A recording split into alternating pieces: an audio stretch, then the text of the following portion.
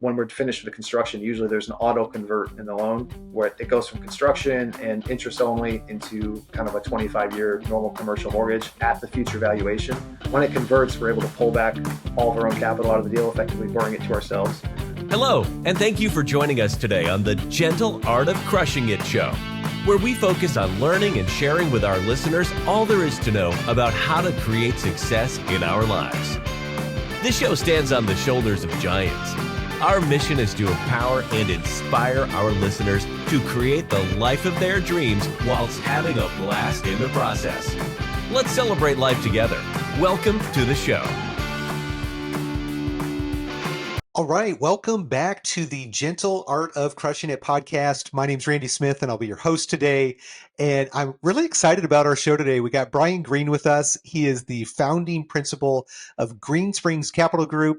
He's been in the real estate investing space for about 9 years, and they focus on like new homes at attainable prices for their renters. Prior to getting into real estate, he founded a retail store chain that grew to 23 stores before selling. So the guy is clearly a performer and a doer, and he's got 25 million in assets under management, 140 doors, and he's just crushing it in this space. So Brian, welcome to the show. Glad to have you here. Hey, Randy, thank you for having me. Excited to dive a little bit deeper into some of those numbers you just threw out. You're making me sound very good right now. Well, it's a pretty impressive bio, no doubt. Yeah. And when we were looking at the numbers compared from a year ago to today, you've been very, very busy in the last year. Not unlike, I'm sure, the previous years, but yeah, very neat. So yeah, why don't we just jump right into it, Brian? Can you tell the audience a little bit about yourself and tell a little bit more about this journey to where you are today? Sure, absolutely. So I live in upstate New York. I'm in Saratoga Springs, married, got 3 daughters. Business-wise, I'm partners with my brother, which, I kind of call that like my second marriage. So he and I started in real estate, or I did in 2015. He came out and joined me in 2018. We focus, as we were discussing before, on small and medium-sized multifamily properties. Right now, we own stuff everywhere from 3 and 4 units all the way up to 20 units. We have several buildings of that size. But really, our core competency really is construction. So we do kind of redevelopment of properties. I know a lot of people like to say value add, but I feel like that when I hear value add, I think LVP and paint. We're doing a lot more than that. We'll spend $30,000, $40,000, $50,000 in an apartment across the entire spectrum of the building and kind of get it right. So we're kind of focusing on that stuff that's got some distress and some wear and tear on it, and then we're making it new again. Are you interested in real estate investing but don't know where to get started or think you don't have the time or money? Are you stuck in your W-2 because the golden handcuffs make it hard to walk away? If this sounds like you, check out impactequity.net and schedule some time to talk with the founder, Randy Smith. Randy went from massive income to leaving his W-2 through passive income, and he can help you do the same. www.impactequity.net. So maybe we can jump into that a little bit more too. So that is, in this podcast, we talk a lot about value add. And you mentioned that simply throwing on paint and doing some LPV is generally what they're talking about there. So dig into that a little bit if you can. Like what's different about the two? Yeah, so I mean, I'm sure you and maybe many of your listeners have heard, they see the broker pro formas and they give this is a value add opportunity. It's the third time it's been value add in the last 24 months, but it's still value add. And they give you the renovation budget. And it's like $5,000 a unit, which I don't know exactly what they're buying for $5,000 a unit, but that doesn't go very far today. Sure. So, what we're doing is we're going to go in and replace basically everything. We're changing out all the HVAC, all the hot water tanks, all the flooring, all the kitchens, all the bathrooms. And we're taking something that's from like 1960s to 80s, call it, that's maybe been never renovated at any point in time in the last 30, 40 years. And we're just accelerating that to today and making it very modern, but kind of like that craftsman style feel to it, and kind of changing the entire demographic of the population base that's living there as well. So it's a huge transition. So there's many times where we'll bring a building of 20 units or more down to 0% occupancy. Like during this transition, it will take 12 months, just rip the Band-Aid off, fix Yep. everything and anything, and then now we have a brand new asset. We release it out, and moving forward, our repair and maintenance costs are near zero at that point. Got it. So you're dealing with highly distressed assets at this point. You're probably getting them at an extremely discounted rate because of that. And then you're the lucky guy that gets to deal with all of those fun electrical stuff and plumbing Yeah. issues and, Yep. all of the stuff that's in the ceilings that everybody just wants to paint over, all of that stuff, right?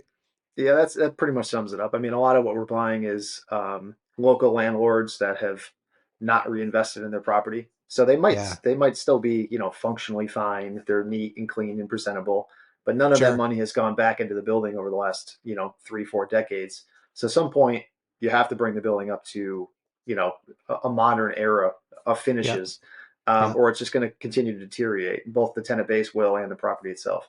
So, we're Got that it. guy that comes in and kind of says, okay, well, I get it. You've collected all of the money the last 40 years, but now you're going to have to give us a slight discount because now we have to go in and fix everything that you never did. Yeah. So that's usually what we're dealing with. Okay, so I suspect there's a lot of permitting time that's spent with those and dealing with existing tenants, I would imagine could be Yes. pretty challenging. How, so how do you go about that? If say you get something that's 40-50% occupied, like do Mm-hmm. you just not renew leases as they come up, or these are probably on a bunch of month to month as well, or what does that look like? Yeah, it's usually a mixed bag. Every business plan is different for each property, and I'm in New York State, so the landlord tenant laws are usually shaded in the opposite direction from our side of things. Okay, But normally, what we do is we don't follow any of those like legal processes. We're not trying to evict people. Usually we just go in and we explain what our business plan is and say, hey, listen, we're going to be doing construction, so when your lease expires, we're probably not going to be renewing it. We give them yep, an opportunity to reapply for one of the new units, okay, as they're coming online. So sometimes that works, that transition. But many times the price point is going to be very much different than what they're used to paying. So sometimes it doesn't work. But I would say the majority of the cases, we give them sufficient notice as required by law, and then we actually pay them relocation stipend. cash Um, for keys, right? Type of yeah, thing. yeah, it could be $1,000, $1,500, and then we just kind of transition the existing tenants into wherever they're going in their new home, and then we get in and do our construction. Interesting. Okay. So what made you and I suspect you made this decision before even bringing on your partner, but what made you choose this space versus something else? I feel like when I first started, like everyone, I started reading books on real estate, and I like to joke that like I only went to state school, right? So I need the simplest form of real Sure. estate Yeah. possible. Yeah. I say that because a lot of my friends are all private school guys, so I always tell them to slow down a minute, speak slowly. I went to Let me state catch school. up.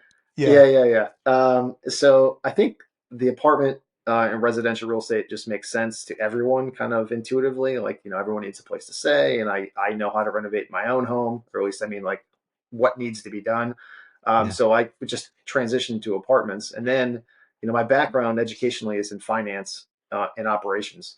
So Okay. now I need to see, like, how does this work on a spreadsheet? Like, does the math work? And when you start looking at like stabilized assets, like, I mean, the cash flow is very minimal in those Hmm. circumstances. And then you get stuck in the point where how do I recycle my cash? Because if I keep putting down 25% plus renovation expense, I'm going to get Hmm. stuck and I'm going to run out of capital to invest. So the Yep. only way not to do that is to basically borrow the properties back to yourself. And that's what we did. So, I started doing that on the first, what's called, I got up to like 25 units across 5 or 6 buildings, Okay. effectively just borrowing the property back to myself, taking the same cash, going to buy something else. And then when my brother came on board, we did the same thing. We just scaled up and did it faster for the Got better. last 5 or 6 years. So you're saying bring back to myself, meaning Yep. like refinance, pulling the cash back out for yourself and then moving Yep. forward. Okay. Yep. Interesting. That's correct. Yep. Yeah, it's an interesting model. I like that. I did a bunch of Burr in Atlanta a handful of years ago, and I love the model. The beautiful thing with it is if you replace all the major systems, Mm-hmm. that's what the concerns are generally when you're buying older assets, that those things are going to break in the future. You have to replace those in the future. So it's essentially a like new asset by the time you're done with it, just with old bones, essentially. Correct. That's right. Like new homes at attainable price points, right? And That's kind of what there it is. we're shooting for. Yeah. Yeah, Yeah. yeah, very cool. So now you mentioned that you're at about 140 doors and you've been Mhm. doing this for 9 years. Mhm. Um, and you started in the smaller space. So what does the trajectory look like over the last couple of years? Yeah, so in the last year, or at least let's just talk about this year, we have acquired 37 units across four different buildings. Those are all going to be Wow. redevelopment projects. Anywhere from, I think the smallest was a 5 unit that we sourced from a mailing campaign, and then the largest was 12 units. So they added up to 37 units. Okay. We also converted let's see, 11 of our apartments into short-term rentals. So we can kind of get into that a little bit too. But Yeah. our town in Saratoga is a very big touristy town. It's kind of like in upstate New York. It's kind of like the shining light on the hill here. Yeah. Our demographics are very positive. There's a lot of money in the market. Um, a lot of different economic drivers. So it's a big short-term rental market, especially in the summer because we have racing season for horse racing. Um, Okay. and then also simultaneously, my brother and I are working on getting final approvals for a 42 unit ground up development, also in Okay. town here. So Okay. that one also is a little exciting and fun at the same time. So there's, Yeah. some combination of old historic buildings on the property right now that we're going to do condo conversions with those 6 units. Okay. And then we're building 36 new apartments to the rear of them on the same parcel. So Fantastic. we're kind of doing a little bit of everything this year. Yeah. We're kind of going with that 10x is easier than 2x model. I've got the book Yeah, on my shelf right behind me. Yeah. yeah, Very good. yeah, yeah. So, okay, so all of this is fascinating. It Mhm. it sounds like it's huge construction projects though. So, Yeah. how are you guys handling the construction? Do you manage it yourself? Did you get your GC license? What does that look like? So, ironically enough, in the state of overregulation, New York does not have a GC license. Basically, Okay. anybody could do it. All right. Very They good. only Got a have they hammer and a only shovel. That's right. They only have licenses for electrical and plumbing, and then Okay. oddball stuff like if you want to run a hair salon or something, you need a license. But you can go out So, and like really GC. important stuff Yeah, and if you could, technical stuff like yeah, haircuts. you Yeah. could GC, a $10 million project and not have any type of license. So Yeah. internally, my brother is our general contractor, so he runs all of the construction sites, works with all of our subcontractors. We have a Got handful it. of guys that predominantly only work for us, and Okay. then for specialty trades like roofing or parking lots or anything like that, we have the same subs that we kind of go to back and over and over again. They're kind of in our orbit always. Okay. Um, so he handles all that, and then on the ground up project that we're doing, we actually outsourced the general contracting role for that job, just Okay. because that's kind of a little bit different than we've ever done on our own. So we wanted to make sure we had some expertise in there. Sure. So my brother will be kind of shadowing as like the owner's rep with that general contractor for the next year to 2 years. So Okay. effectively, the goal is the next time we do this that we can just handle it internally. He'll do it on his own. Interesting. Yep. Yeah. So I'm curious, what is build cost in your part of the country today at that finish that you're doing? Yeah. Approximate. Yeah. Yeah, I kind of look at it all in. So I'm factoring in soft costs, land, all that stuff. I think we're in it right now. It's about 315,000 a unit. Okay. Um, and then as soon as they're finished, those units will be worth somewhere in the ballpark of 365 to 385 a unit. Okay. So there's still a pretty decent spread there. Yeah. The apartment side of things, the total construction cost will cost us about 10 million. And Okay. then soon as they're stabilized, it'll be worth 14 million based on NOI. Unreal. Wow. Yeah. Congratulations. Yeah. That's amazing. So this is a big operation. You guys are doing a lot of different things. Mhm. Is the team just you and your brother, or is the team grown since you brought him on back in 15, or 18? I think you said, right? No, it's our team is growing significantly. So now we have a project coordinator that works alongside my brother and handles kind of like all the timelines, the budgeting, the in the Sure. field work for our renovations. She also does all of our design and staging for all of our short term rentals. We have another woman that's been with us for 5 years now. Started out doing showings, and now she's our sales coordinator. So Oh, great. she's in charge of leasing out all the short and long term rentals. And Yeah. now, just this summer, the latest member we added was kind of like a fractional CFO role. Nice. So he's overseeing all of our bookkeeping and kind of giving us some strategic financial guidance. Okay. He actually comes from a background of sourcing commercial mortgages, so he was a broker in the past. So Interesting. Okay. he's also been very helpful in us sourcing all of our debt, especially on this Sure. ground up development project. You can imagine that a project that is ground up, also with condo conversions in this environment and lending, it's somewhat Yeah. challenging to get financing on. So it's been critical to have him on our team right now in this Yeah. moment. Yeah. Yeah, very good. Yep. It sounds like, yeah, you and your brother clearly have your lanes, and then Mm-hmm. you're adding on to those strategically. Very smart. Okay, Yep.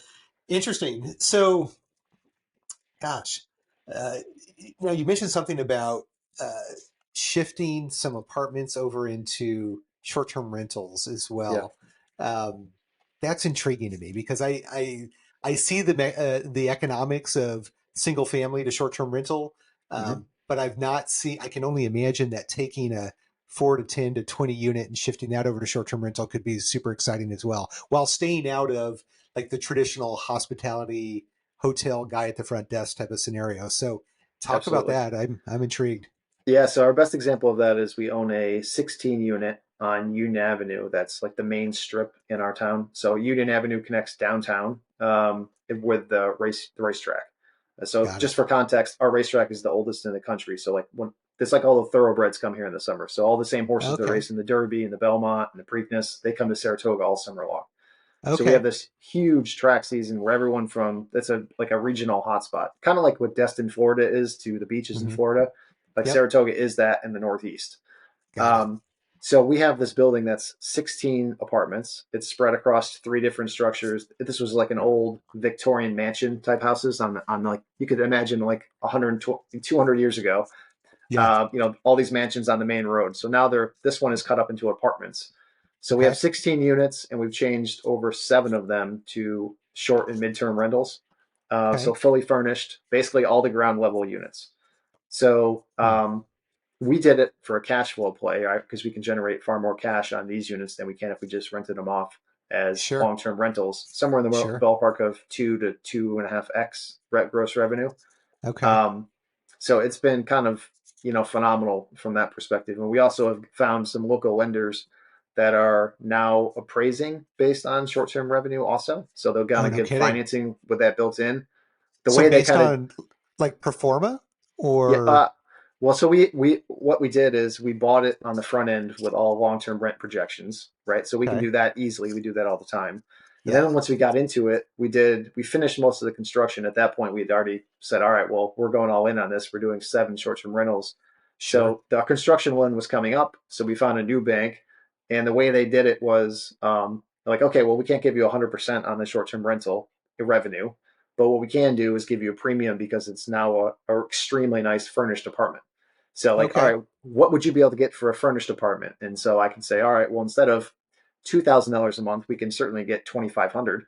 So now we'll Sure. take that added revenue and kind of stretch it out across, 7 Wow. units, and then you got the other 9 units that are all long term. Yep. And so in the end, what it did was it changed our pro forma valuation from what we thought it was going to be when we bought the building at like $3.3 million to we just recently over the summer refinanced it at a valuation of 4.2. Wow. So it Wow. just incredibly pushed the numbers to a whole new level by kind of going all in this on this new business Unreal. plan. Yeah, Yeah, very neat. And then, of course, down the road, after you have historical data, then you can refinance at sure. at the actual numbers. Interesting. Yep. Okay. And so banks will actually um, they will do refinances based on historical, probably 2 year financials, short term rental revenue. Is that how that works generally? Or Yeah, I mean, so we use only commercial banks, and it's all local banks. Most okay, of the time, they'll do financing for us when we go in on the buy. They'll give us a financing package, including construction on entry when you're just okay, acquiring it. And then they'll yeah, also do a pro forma appraisal at the same time. hmm, So they'll know exactly like they'll agree with us or they'll know what the building is going to be worth when we're done and we implement our plan.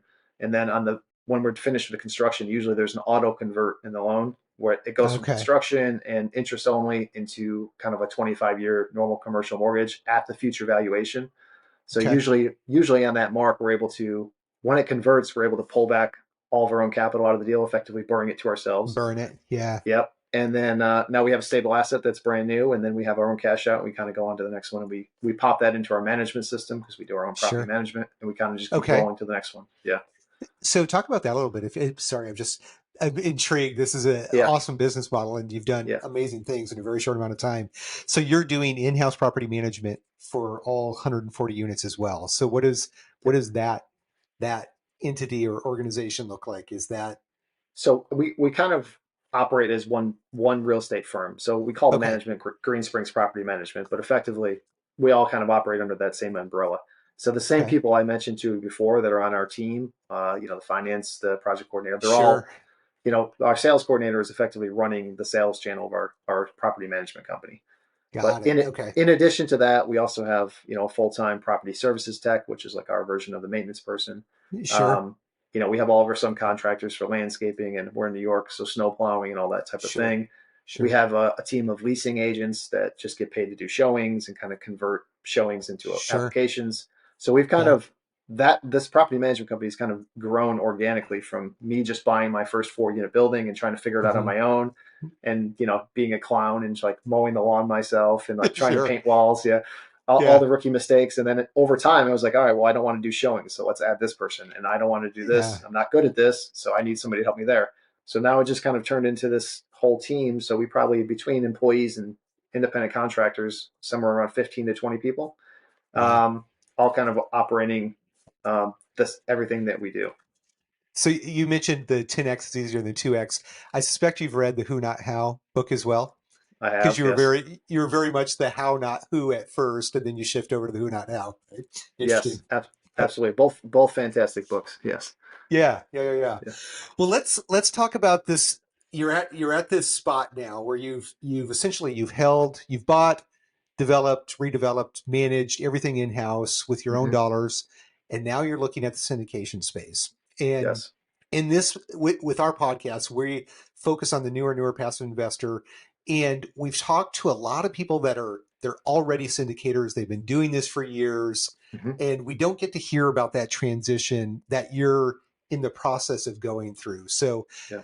was it a difficult decision to move towards syndication because now you're essentially bringing others into the mix, or was it just a logical next step and it was very easy to kind of open up you know, pull back the curtains and show everybody what you're doing? I'm curious. Yeah.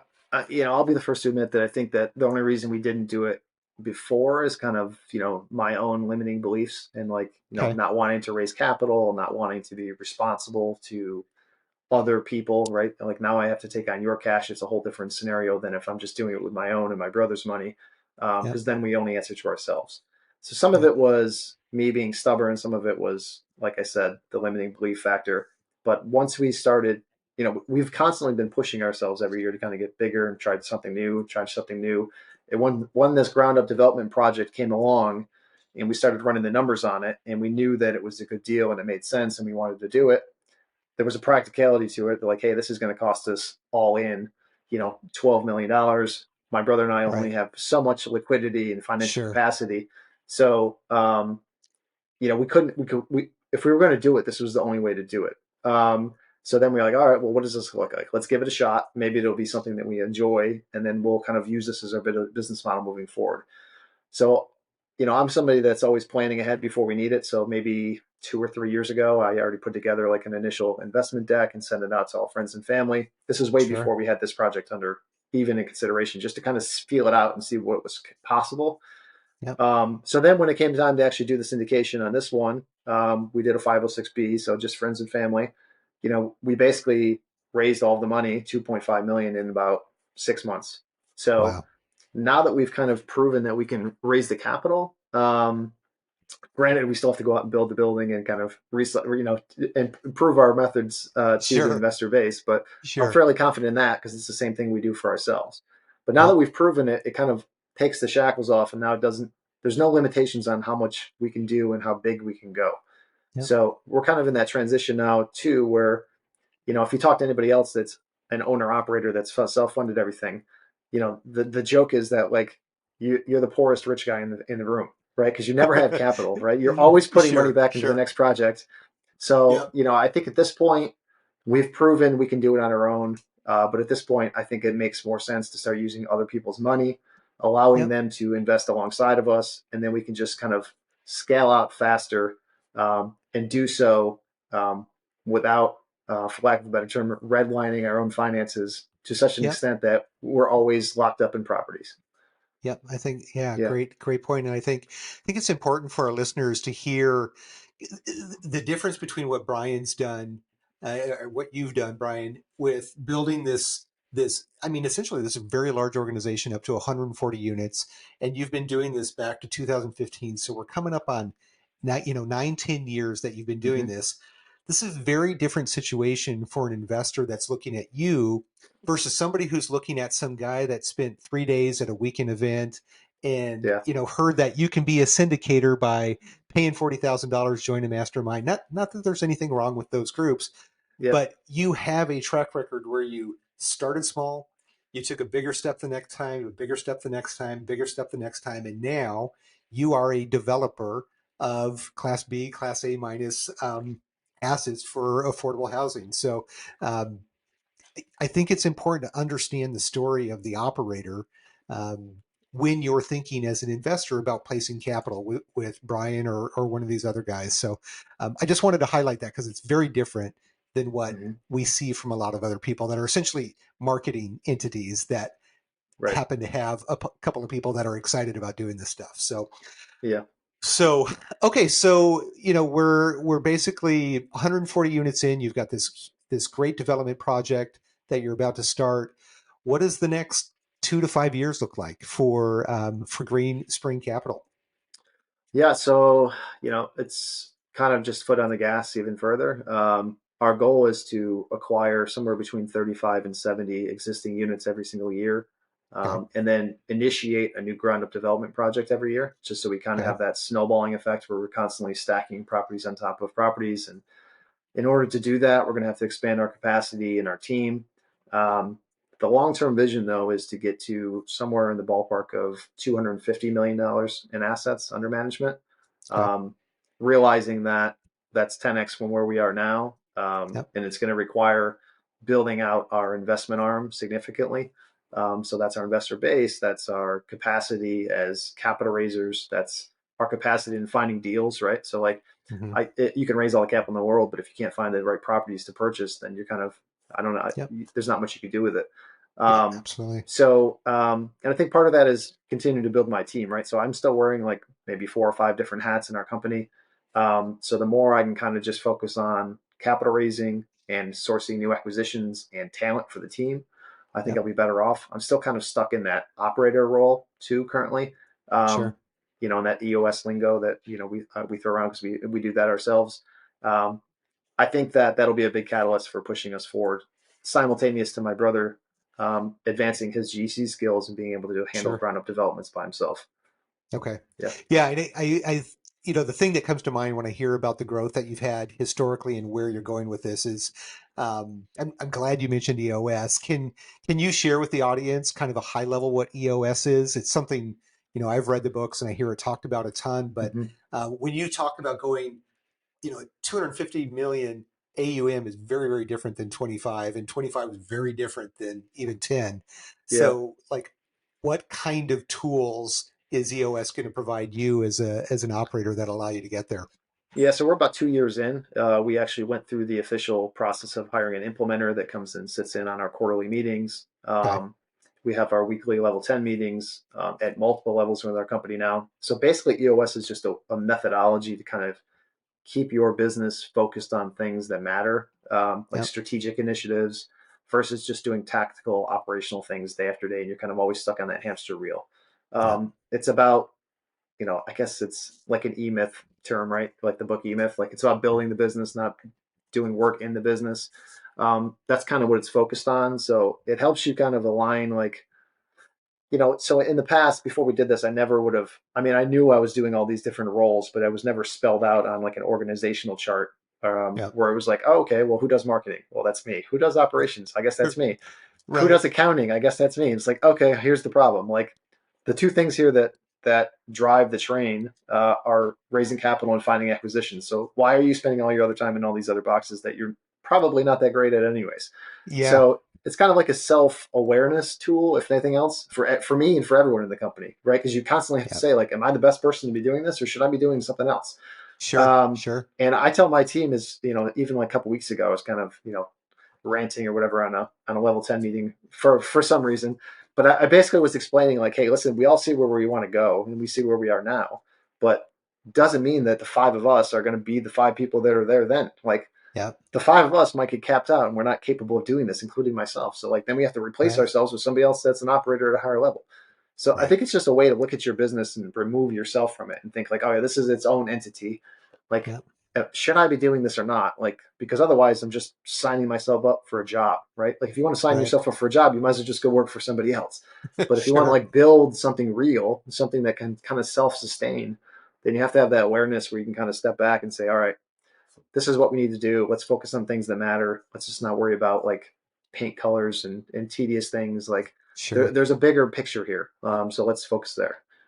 Love it. Thank you for walking Yeah. through that. It's not something we've discussed on the show before, but it's always I'm always curious, like what is it going to take for you to grow your business? I spent 10 years in my last role. I worked for American Express and I sat down with entrepreneurs and I got to hear their stories, Mm-hmm. of how they bootstrapped it to growing to $300 million companies. Um, and the ones that I saw historically that always made it over that hump were the folks that had, operating systems in place like you're talking about. Yeah. And to meet the entrepreneur that is 20 years in and he's still swinging the hammer and wondering why he's exhausted all the time and the business isn't growing, it's always clear, right? He's not willing to give up, kind of control of the things because he's afraid that somebody will break his baby, So Yeah. exciting to hear that you're going down that path and it's clearly working. I think the Yeah. next few years for you are going to be really exciting. So, well, why don't we kind of shift gears a little bit? I do have a few questions that I like to ask everybody.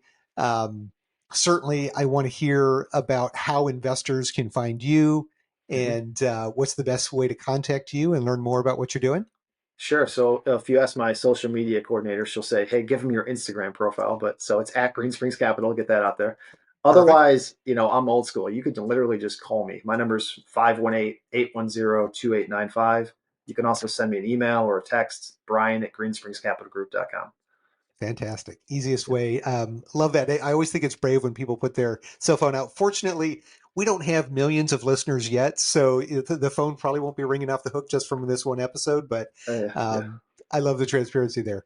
Yep. So, yeah, kind of a couple of fun ones here. You mentioned a couple of books, the Who Not How and the 10X is better than 2X. Um, but are there any particular books that have been kind of transformational for you in this journey? And is there any books that you might suggest for the newer passive investor that is just getting started? I think there's always, whenever I answer this question, there's always recency bias to it. Like, what's the Sure. what's the book we just finished reading? But this Yeah. year, I think the best book I read this year is called The Wealthy Gardener. Mm, I don't know if yeah, you've heard of that before. It's from I have. John Soforic, Yep. Soforic, I think. But that book is more. It's not a real estate book, really. It's more of a mindset and like a life book. Yep. Um, I feel like it's the book I would have wrote if somebody else didn't already read it or write it. Is like you ever Yep. read one of those books and you're like, oh my god, I could have wrote this myself. Like, why did It's I just yep. never was never able to put it all together and put it on pages? So he did it for us, so I don't have to write it. Um, but And it's a if you parable want, too, I believe, right? yeah, Yeah. I mean, it literally goes through a story about an actual guy that's a gardener, but he's like this older guy who's got a lot of wisdom, and he's trying to teach his neighbor who's That's younger it. and doesn't really Yeah. see it yet. But he weaves in like all of these. I've never read a book that has so many amazing quotes in it, both from other people and from the author. So I mean, it's just a fantastic read. So I think anybody that's wants to accomplish anything in life, you should read that book. Get your mind right first before Yeah. you even worry about what you're going to invest in or how you're going to build a real estate firm or any of that other stuff. Because without the Yep. mindset stuff, like none of that other stuff is going to happen. I agree. I agree. Yeah. Awesome. Thank you for that. And I think really, really good point.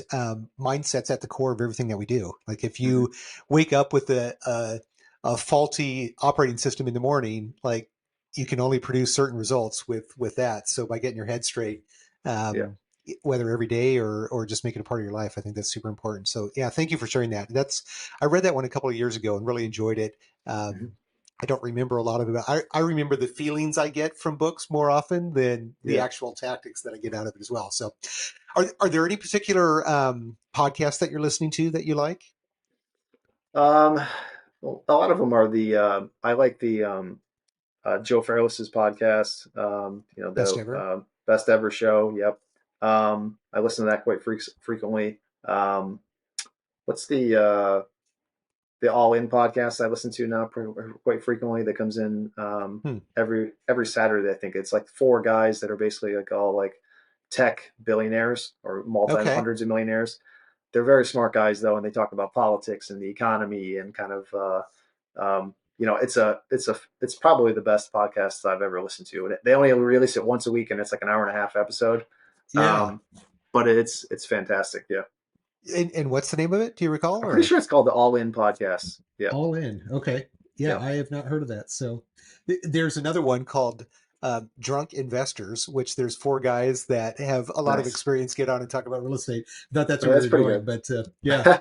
No, I'm gonna And they check. No, all but like I need to check that one out though. So I'll check that check out it now. out. They all like have a favorite drink that they're drinking for the week, and but then they get into kind of nitty gritty about it. It's a really good podcast. Okay, so something kind of fun. You and I are both part of a mastermind that has a focus on whole life abundance, essentially, and Hmm. one of those things is bucket list items. So I'm curious, is there a bucket list item you've recently checked off your list, or one you're hoping to in the near future? I don't know if there's one that I've checked off my list recently, but in the near future, it's a common one. I want to do Mount Kilimanjaro. No Um, kidding. So I have about, I think 18 peaks left. I'm in the process of finishing like there's 115 peaks in the Northeast that are over 4,000 feet. Okay. So I have like 97 of them finished and I have Wow. 18 more to do. We were supposed to finish them this year, but I'm doing them with some of my family members and my grandfather who's doing them with us had some back problems. So we delayed until next year. Wow. I'm going to finish up those. And then the goal is to go to Kilimanjaro after that. So Fantastic. I don't know if we'll get there next year, but within the next, let's call it 18 months, I want to get that done. That is amazing. That is, Yeah. yeah. I know folks in Colorado that talk about the 14ers. I've never heard of the 4000ers in It's that it's area. a That's interesting. it's just a Northeast thing. So a lot of them are in New Hampshire with the White Mountains or in New Uh, York and the Adirondack Mountains. Okay. Um, yeah, it's just kind of it's a regional thing to check off the box. Yeah, Yeah, fantastic. That I mean, what a feat to do all of those, and how cool to be able to do that with your family as well. That's amazing. So very yeah. neat. Thanks. All right, and then the last one I like to ask: if you were to place 100 grand into an investment today, and you Hmm. could not place it into one of your deals, where would you place it? Mm. You're gonna get a lot of our friends at GoBundance upset if I don't choose one of them, right? So the way I like to look at this is I do enough real estate on my own, right? So like I would Yep. not place it in another real estate deal because I feel like I'm so centralized in that field already. Sure. So if I invest in other stuff, I like to do it in kind of private equity moves, Okay. where you're buying a company early on or a fractional share of a company, but you have that kind of asymmetric return profile that you might be able to bump. So, if I'm spending $100,000 on something that's not in my own company, I want to make sure Hmm. that at a minimum it has a 10x possibility within the next 3 to 5 years. Wow. Um, so that would be, it's probably going to be in some sort of business, right? So Okay. whether I'm investing in a fund that's in businesses or whether it's just directly into that company in like a Series A share type round, um, that's kind of what I would like to do. Now, I'm a real estate guy, so I'm not going all in there. It's more like Yeah. maybe a 3 to 5% of my net worth type thing. But Sure. I feel like my own stuff is snowballing. So if I do something outside of it, it better have real big upside. Yeah, absolutely. Because you know what you could do with it within your own company as well, right? So, Right. Yeah. yeah. I don't need to put it in It somebody else's 15% return real estate. I can just do that myself. Yeah. exactly. Yeah. Yeah. So, and have you placed capital in deals like those in the past and been successful with them, or? So successful is to be determined, but I have Okay. placed them in deals like that in the past, in the Okay. GoBundance orbit and outside of that. So I kind of treat them as like lottery tickets. Like Yeah. if I don't ever see the money again, then I don't ever see it. But if it comes back to me and my 100,000 is now 2 million, like fantastic. That's a good Um, day. Definitely. yeah. Yeah. Hmm. Okay. Well, very good, Brian. Well, thank you so much. This has been a really interesting conversation. I've enjoyed getting to know you and the business, and just super impressed with everything that you are doing with the organization. So anything else you care to share with the audience before we wrap it up? No, I don't think so. I mean, we did mention, my friends and family circle is a tight knit one. So, like, Yeah. as we grow, we're trying to expand out who we fit into the friend category. So, Yeah. I would just encourage your listeners, if they're interested in learning more about Green Springs Capital, to reach out to me. But other than that, no, I think that it's been a great conversation, and I appreciate you having me. Absolutely. Well, Brian, thanks so much. And to the audience, I would encourage you to reach out to Brian if what he shared today was interesting or got you excited in any way. Reach out. I know he will have future opportunities just based on the trajectory of what we've seen in the last 8 or 9 years from the guy. So definitely reach out and connect with him. And then, as always, just continue your education journey. Continue to learn more and more about the space, but more importantly than that, make the decision to invest in your first passive investment. I'm convinced that once you do, you will wish you would have started sooner, and you'd be one step closer to decreasing your dependence on your W-2. So again, thanks for listening. Be sure to join us next Thursday for another great episode, and be sure to like or subscribe on your favorite channel and help us support sharing this message with more people. So thanks so much. Have a great day. Well, there you have it, ladies and gentlemen. Another episode of The Gentle Art of Crushing It. It was an amazing episode. We know we sure learned a lot, and we hope you did as well. We want to take a second and thank you so much for viewing or listening to this episode. And please just know that we only ask for one favor, and that is to make this life magnificent. Thank you, and have a wonderful day.